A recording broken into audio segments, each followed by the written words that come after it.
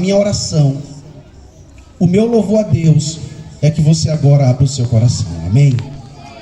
O texto em que nós lemos e nós temos uma temática, aí vem o noivo.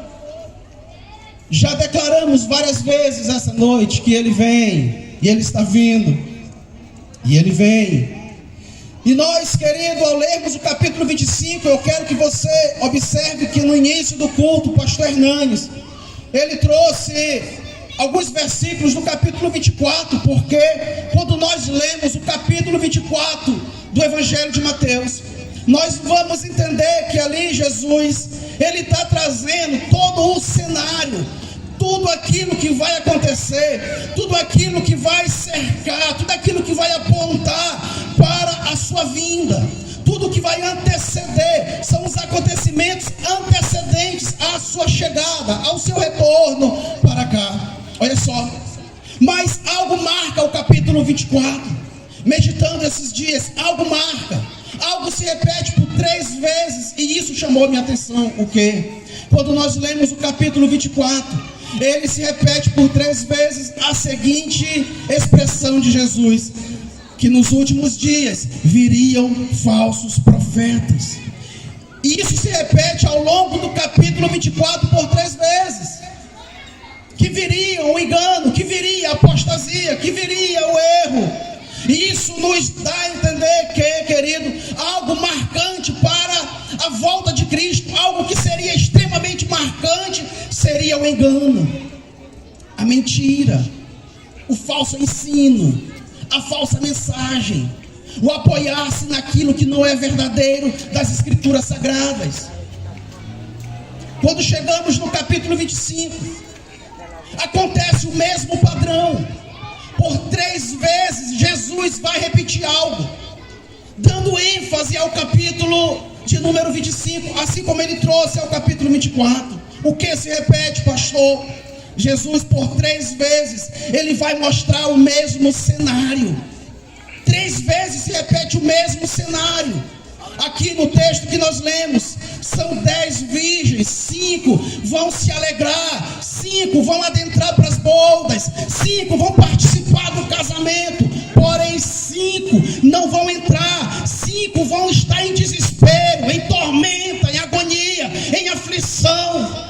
Quando o texto se segue, Jesus agora muda, ele muda as figuras, e ele vai dizer, logo em seguida, na sequência do capítulo 25, ele vai dizer, queridos, o que? Ele vai falar que um senhor, um certo senhor, ele viaja, faz uma viagem longa, e ele dá talentos a 3 dos seus servos. Ele dá 5 talentos a um, ele dá 2 a outro, e ele dá 1 a outro.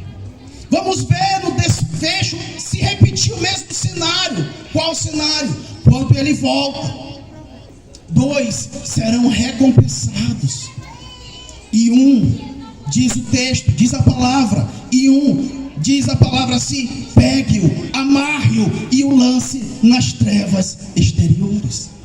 Se repete o mesmo padrão. Jesus continua a narrativa do capítulo 25. E agora ele vai falar que quando o Filho do Homem voltar nas nuvens com poder e glória, ele vai se assentar no trono da sua glória. E então, como o pastor separa os bodes das ovelhas, ele vai repetir mais uma vez o mesmo padrão. Qual? Querido, que na sua volta haverá uma separação. E agora diz para nós que ele vai colocar os bodes à esquerda e vai colocar as ovelhas à direita. A uns será dito, vinde, benditos do meu Pai, possuí o reino que vos está preparado. E aí ele vai falar toda uma narrativa e vai dizer para o outro grupo, apartai-vos de mim, malditos. Perceba isso.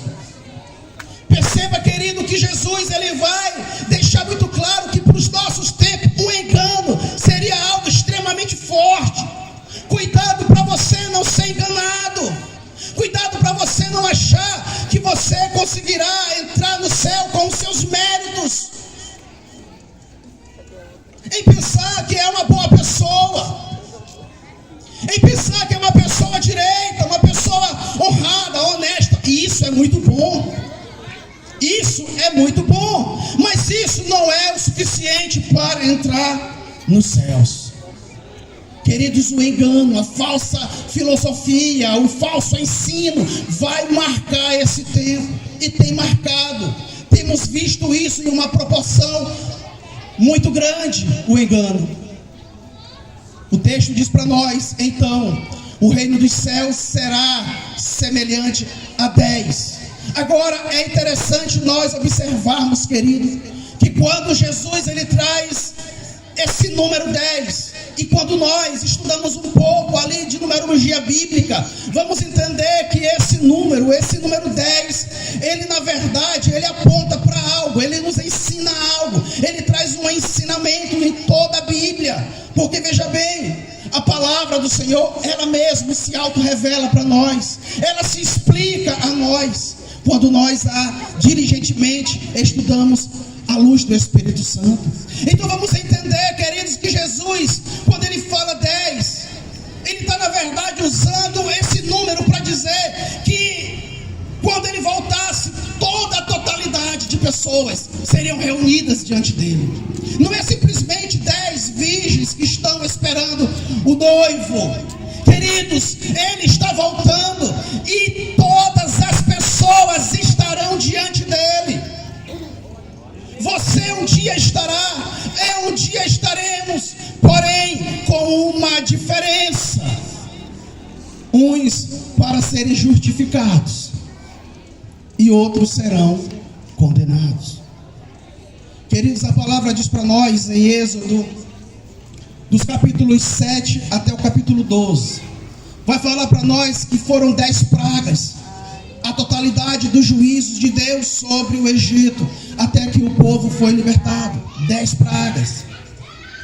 A palavra do Senhor diz para nós em Êxodo capítulo 20, que Deus entrega 10 mandamentos ao povo. A palavra do Senhor diz para nós em Números 14, no versos 22, que 10 vezes o povo provocou a Deus. Aí você vai perceber agora que o número 10, ele representa muito mais do que o número de 1 a 10, mas toda uma totalidade. Porque veja bem, o povo, ele irritou a Deus, o povo provocou a Deus muito mais do que 10 vezes. Muito mais. Quando Jacó, ele vai sair da casa de Labão, das terras de Labão, isso para nós, ele vai falar, aprendemos isso recente, e ele vai dizer assim, que 10 vezes mudou o meu salário, representando toda uma totalidade de engano. A palavra do Senhor diz para nós, no livro de Apocalipse 2:20, dirigida à igreja de Esmirna, que eles teriam uma aprovação de 10 dias. Você percebe que agora aqui não se trata de 1 a 10 dias de perseguição e dor, mas um período, um tempo de sofrimento, um tempo de perseguição. Então logo entendemos que quando Cristo fala 10, ele está dizendo que, querido, que naquele dia um grupo quando ele voltar estará pronto, um grupo estará preparado, porém um outro grupo não estará pronto. E por quê? É o que vamos ver. Diz para nós o texto, a palavra nos revela assim, que eram 10, e elas tomaram as suas lâmpadas, saíram ao encontro do esposo. Irmãos, precisamos observar que em Salmos capítulo 119, o versículo de número 105, diz para nós assim: que lâmpada para os meus pés é a tua palavra, e luz para os meus caminhos. Então a Bíblia começa a jogar luz a essa lâmpada. Então a Bíblia começa a revelar que lâmpada é essa. É a palavra de Deus. A palavra que ela chega no coração de alguns e as recebe, e ela permanece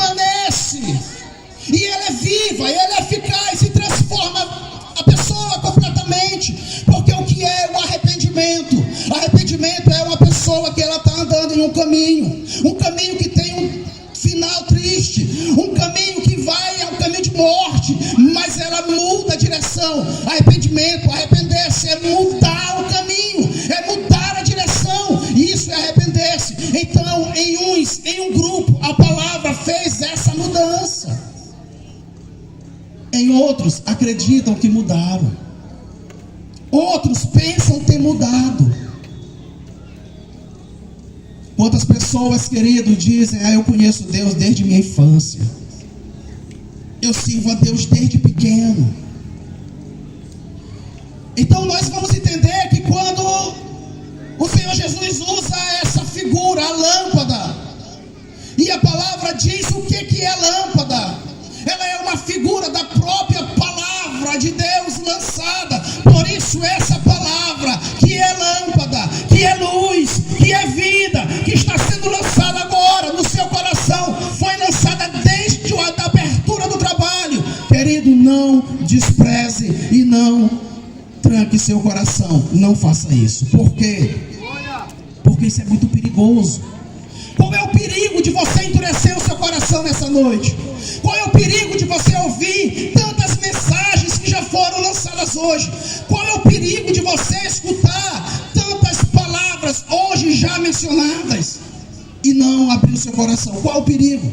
O perigo é que cada vez o seu coração vai ficando mais duro. O perigo é que o seu coração cada vez vai endurecendo cada vez mais. O seu coração cada vez vai se fechando ao resistir às palavras dirigidas a você. Só que aí o perigo é que nesse momento, nesse intervalo, você pode ser chamado a se encontrar com Deus. Diz-nos a palavra do Senhor que eram 10, e no verso 5 diz: e tardando o esposo, o noivo, tosquenejaram todas e adormeceram. Tosquenejar é o mesmo que cochilar, é o mesmo que sentir sono. Sabe aquele momento que você começa a cochilar e balança a cabeça e desperta novamente, e aí o sono quer tomar, mas você não posso dormir agora. Então é exatamente o que aconteceu. Primeiramente veio o cochilar, o tempo de cochilo.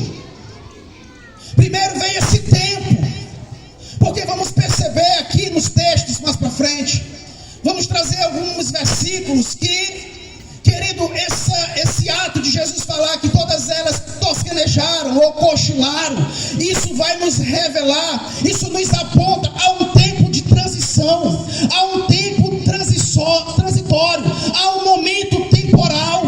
Veja bem, hoje quando você cochila, é fácil ser despertado. Quando você está ali cochilando e alguém vem bate em você, você desperta, você acorda. Ou seja, é um momento de transição, é um momento que você pode ser despertado. E é isso que vamos ver agora. Em Mateus capítulo 26, versos 24, olha só. Mateus, capítulo de número 26, é o verso de número 43. E voltando-se, achou-os outra vez adormecidos, porque os seus olhos estavam pesados. Quando nós lemos aqui, querido, Jesus ele pega Pedro, Tiago e João, e ele se afasta um pouco com eles. Os outros ficam mais distantes, mas Pedro, Tiago e João, eles vão mais para perto de Cristo. E Jesus deixa eles ali e fala: olha, velem comigo. E se distancia um pouco. E diz que ele ora por 1 hora e volta. E eles foram tomados. Mas Jesus vai lá e toca neles: e vocês dormiram. Eles acordam. Velem comigo, vigiem comigo. Jesus volta por mais 2 vezes, e nas 3 vezes eles dormiram, mas foram acordados. Hoje você pode ser acordado desse sono. Essa palavra hoje pode acordar você. Ou você pode continuar dormindo. Aqui eles acordaram, despertaram. Em Tessalonicenses, capítulo de número 5, verso 6, vai dizer para nós.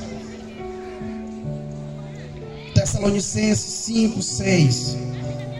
Não dormamos, pois como os demais, mas vigiemos e sejamos sóbrios. Em Romanos 13, vai dizer para nós. Romanos 13, 11. E isso digo, que conhecendo o tempo, que já é hora de despertarmos do sono, porque a nossa salvação está agora mais perto de nós do que quando aceitamos a fé. A noite é avançada, lembra da meia-noite, vamos falar já já. A noite é avançada e o dia está próximo. A noite é avançada e o dia está próximo. Vamos já falar sobre isso. Rejeitemos, pois, as obras das trevas e vistamos-nos das armas da luz. Então você vai perceber que esse primeiro momento em que essas 10 jovens, 10 moças, que representam uma totalidade de pessoas, elas vão passar por 2 fases diferentes. Primeiro, um momento de cochilar, mas esse cochilo pode ser despertado. É o que está acontecendo hoje. Você pode despertar para Cristo. Você pode despertar para a salvação que Cristo tem oferecido a você. Por quê? Porque se dormir pesado, porque se dormir pesado, é mais difícil de acordar. Tem gente, né, que dorme tão pesado que pode derrubar da cama que não acorda.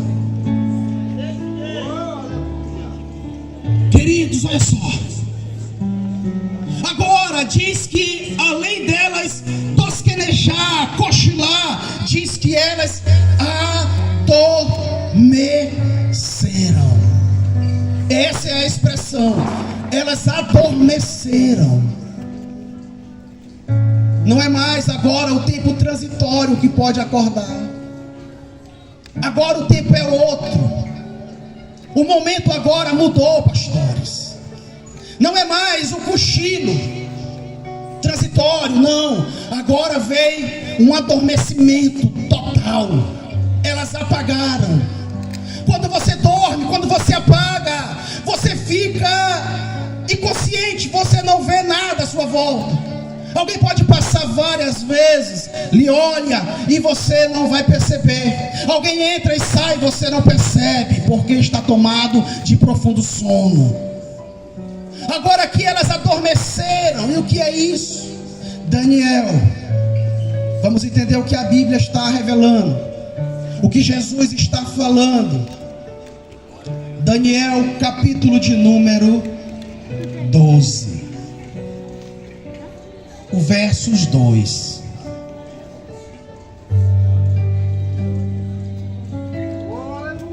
Daniel capítulo 12, versos 2. Olha o que fala para nós, irmãos, sobre esse adormecimento, sobre esse dormir, agora mencionado aqui em Mateus, que Jesus fala.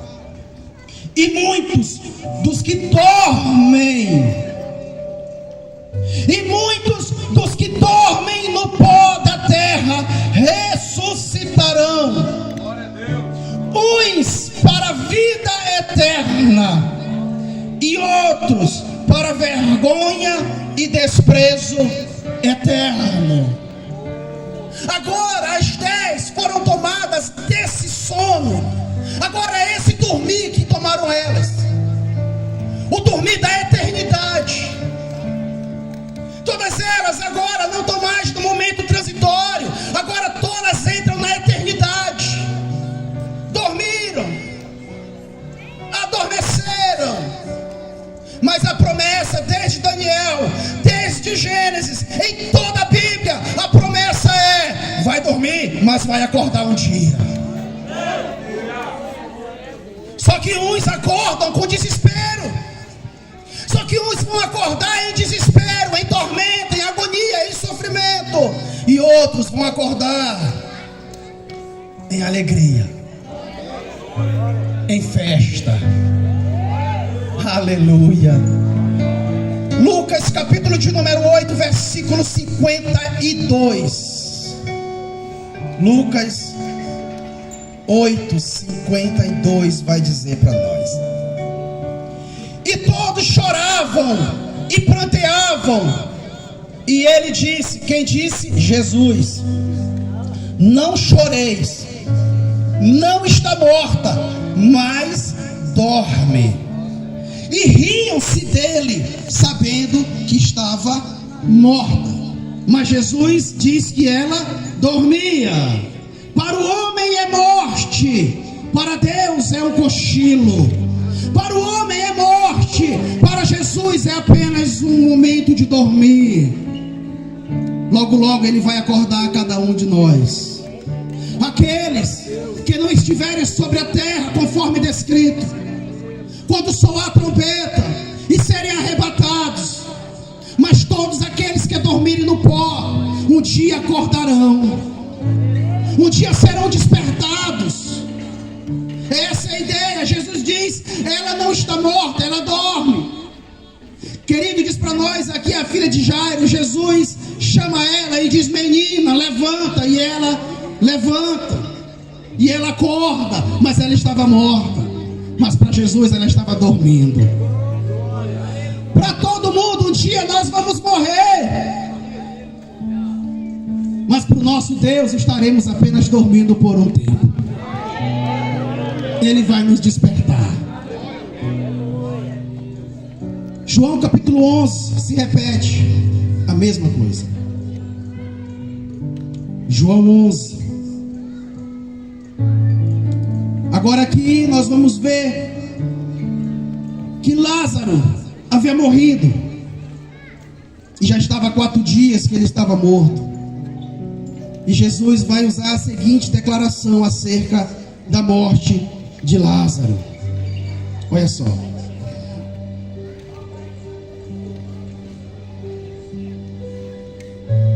João capítulo 11, versículo de número 11.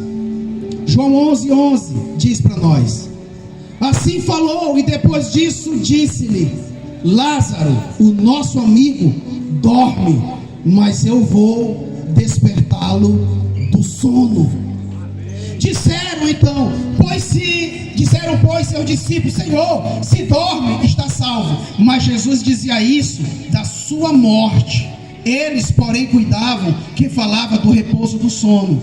Então, pois, Jesus disse-lhes claramente: Lázaro está morto. Você percebe aqui novamente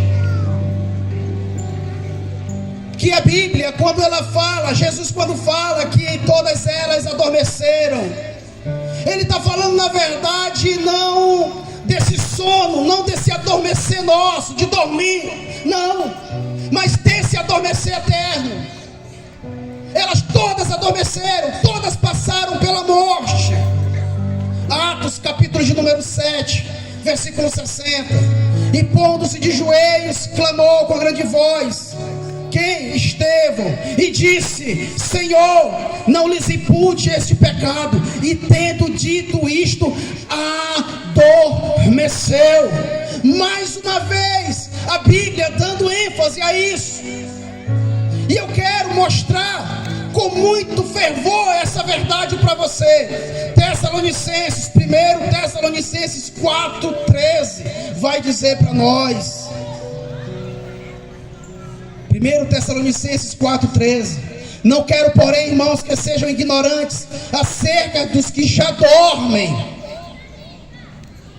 para que não vos entristeçais como os demais que não têm esperança. Porque se cremos que Jesus morreu e ressuscitou, assim também os que em Cristo dormem, Deus os tornará a trazer com dele. Entendeu? Então essas moças, que é um símbolo, que é uma figura de toda a humanidade, que um dia vai despertar, que é uma figura de todos que morreram, que um dia vão acordar. Perceba que todas elas dormiram. Mas eu quero te falar nessa noite que a questão não é o fato delas terem dormido. A questão é o que acontece quando elas acordaram. O que Jesus queria trazer aqui, o que Jesus queria ensinar, o que Jesus queria mostrar não é o fato delas terem todas cochilado e dormido, não. Jesus dá ênfase, e Jesus quer abrir os olhos, é o que acontece quando elas acordaram. Um dia você vai despertar do sono eterno. O que vai acontecer? Pense nisso. Um dia todos vão acordar. Um dia os mortos vão ressuscitar, uns para a vida e outros para o dano da segunda morte. Então, queridos, olha só o que diz para nós, o que a palavra nos revela.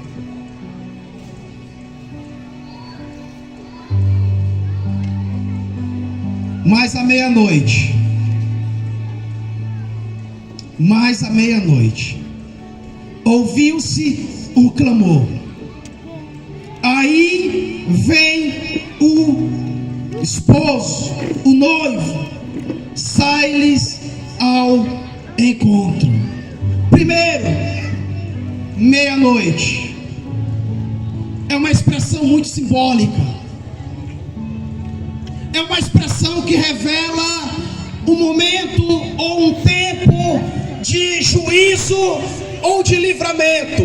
Vou te mostrar apenas 2 textos para nós não esticarmos muito a mensagem. Primeiro, está em Êxodo capítulo 11, versos 4. Quando Deus diz a Moisés assim: à meia-noite passarei no meio do Egito e todo primogênito morrerá. À meia-noite, no capítulo 11 e 12 do livro de Êxodo, à meia-noite acontece um juízo a toda uma nação. Toda uma nação foi julgada à meia-noite por Deus. Um julgamento. Diz a palavra, nos revela que nunca houve clamor no Egito como houve naquela noite. Noite de juízo. Noite de prestação de conta. E lá é dito para nós à meia-noite. Mas também à meia-noite acontece algo maravilhoso em Atos 16, 25. Atos 16, 25, acontece algo maravilhoso à meia-noite. Diz para nós que Paulo e Silas estavam presos. E eles cantavam e louvavam a Deus. E à meia-noite houve um tremor no lugar. Todas as correntes e cadeias se quebraram e eles foram livres. Meia-noite é uma expressão para indicar salvação também.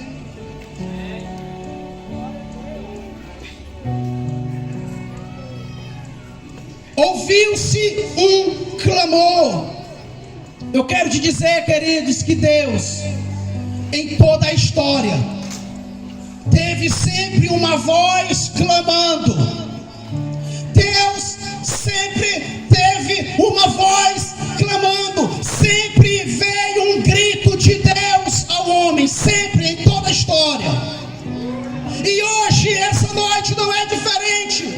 23 de novembro, não é diferente. Um grito se levanta nessa praça. Uma voz se levanta nessa praça.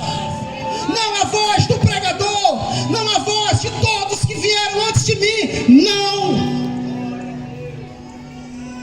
eu vou dizer para você que voz é essa. Hebreus capítulo de número 1. Que voz é essa?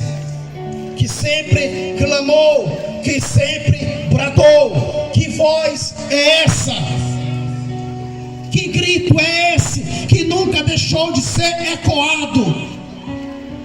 Hebreus 1:1. Havendo Deus antigamente, desde o princípio, desde o início, desde sempre, havendo Deus antigamente falado muitas vezes, olha, muitas vezes. Isso mostra o amor de Deus, que continua enviando. Muitas vezes Deus continua mandando. Muitas vezes Deus continua alertando. Muitas vezes Ele continua mandando sua voz. Ele continua enviando seus profetas. Ele continua enviando seus servos. Muitas vezes Deus tem falado com você.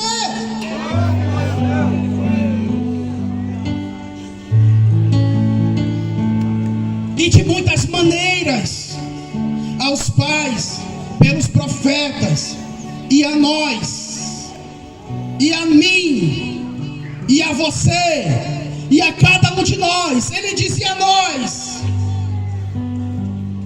nestes últimos dias, pelo Filho.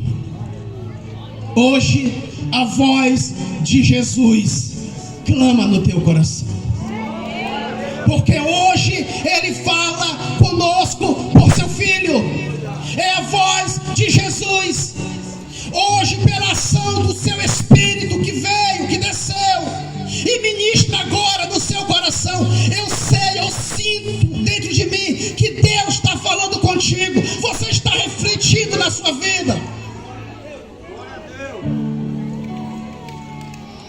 Vamos agora para Provérbios 1. Que voz é essa? Que clamor é esse? Que grito é esse? Provérbios, capítulo de número 1. O verso é o 20 seguinte. A sabedoria clama, a sabedoria grita, a sabedoria fala. E o que ela grita? E o que ela fala? Vamos ver. Lá fora, pelas ruas, levanta a voz. Nas esquinas movimentadas ela brada. Nas estradas, nas portas e nas cidades, profere as suas palavras.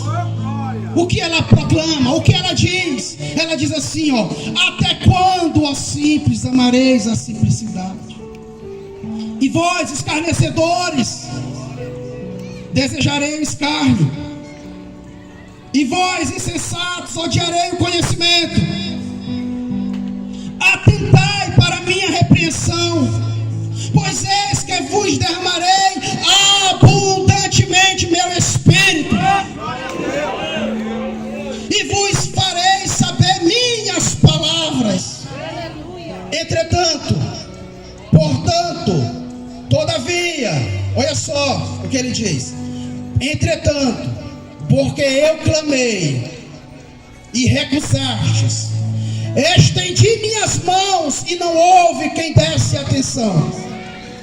Antes rejeitastes todo o meu conselho e não quisestes a minha repreensão. Também de minha parte eu me rirei da vossa perdição e zombarei vindo o seu temor, vindo o vosso terror como assolação, e vindo a vossa perdição como uma tormenta, sobrevirá a vós aperto e angústia. Então clamarão a mim, mas eu não responderei.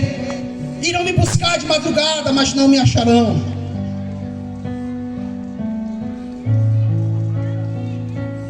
Não aceitaram o meu conselho e desprezaram a minha repreensão. Versos 33. Mas o que me der ouvidos habitará em segurança, e estará livre do temor do mal. Percebe isso? Deus, Ele tem chamado o homem desde a antiguidade. Ele tem chamado.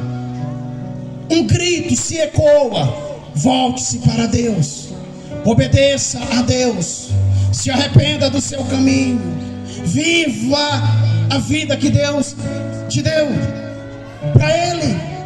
Há uma voz clamando o tempo todo, mas a palavra do Senhor diz: mas se você rejeitar, Ele um dia te rejeitará também.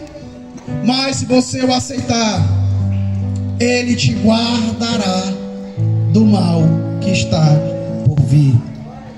Queridos, então nós observamos aqui que a meia-noite, um horário, é um tempo. A meia-noite também Ele nos dá a ideia, nos dá a entender, nos faz compreender que um dia termina e outro começa.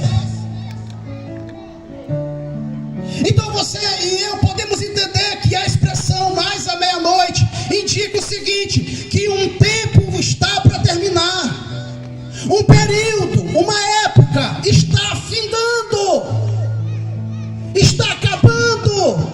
E quando isso acontecer, eis que um novo dia começa, um novo tempo começa. E esse novo tempo,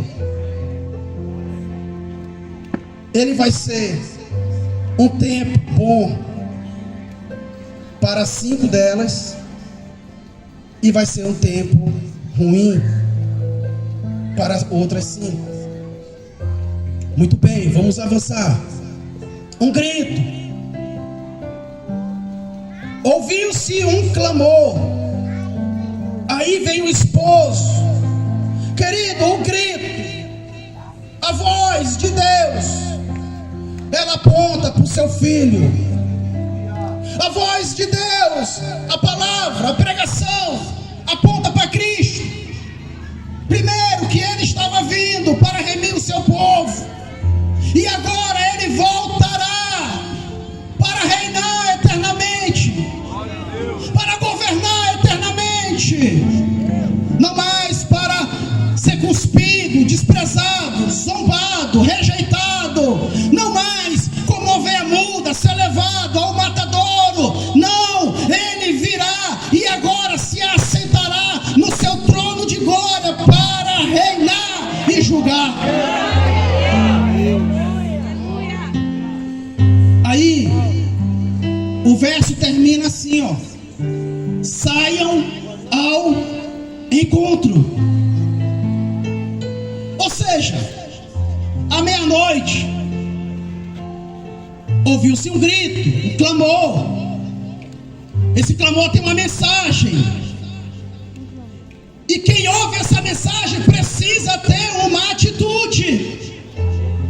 Agora é dito assim: saiam ao encontro. O homem agora precisa tomar uma decisão de ir ao encontro. Ele está vindo, Ele está vindo. Você precisa agora se prontificar e ir ao seu encontro, e buscá-lo, e se achegar a Ele. Perceba que a ordem é essa: saiam ao encontro. Somos chamados a ir ao encontro de Cristo. Você é chamado a encontrar-se com Deus. Por quê? Porque você vai perceber no desfecho, você vai perceber o seguinte: que quando as 5 acordam, escute isso, quando as 5 despertam, quando elas se levantam, quando elas se aprontam, 5 percebem que não estavam prontas para a chegada dele.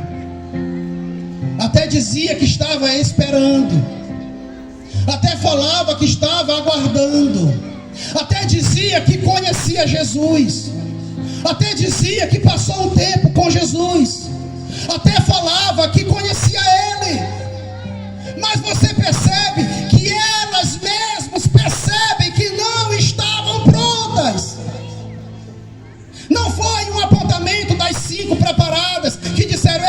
você não está pronta. Não, elas mesmas foram tomadas de consciência. Foram tomadas de consciência que durante a sua vida negligenciaram esse momento. Foram tomadas de consciência que durante a sua jornada elas se esqueceram que esse dia chegaria. Até falaram que estavam esperando.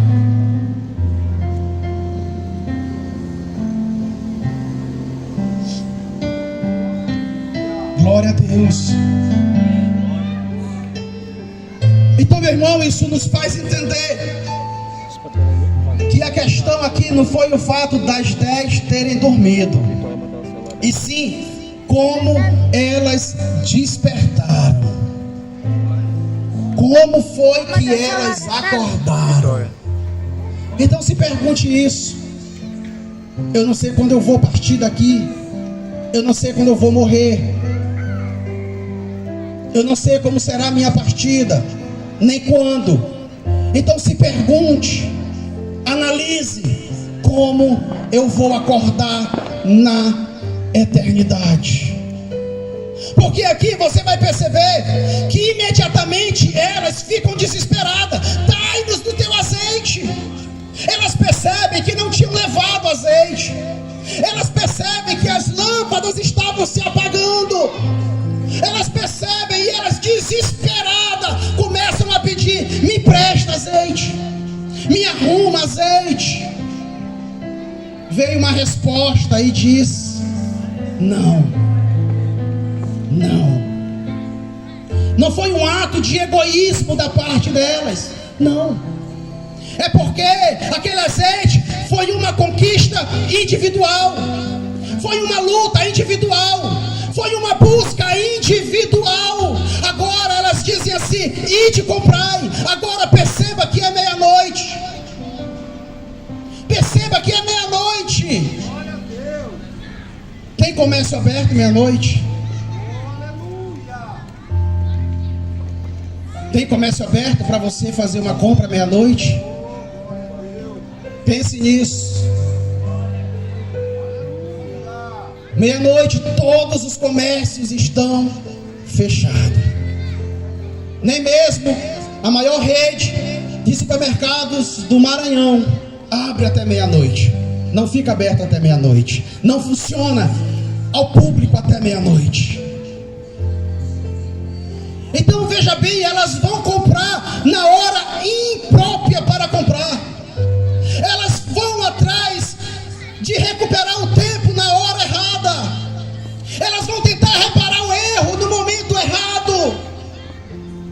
Porque não era momento, não dava para comprar naquela hora, não tinha como, estava tudo fechado. Mas elas imprudentemente vão, achando que o esforço pessoal delas, achando que o esforço delas agora ia mudar alguma coisa. Não mudou nada. Quando elas voltam, a porta está fechada.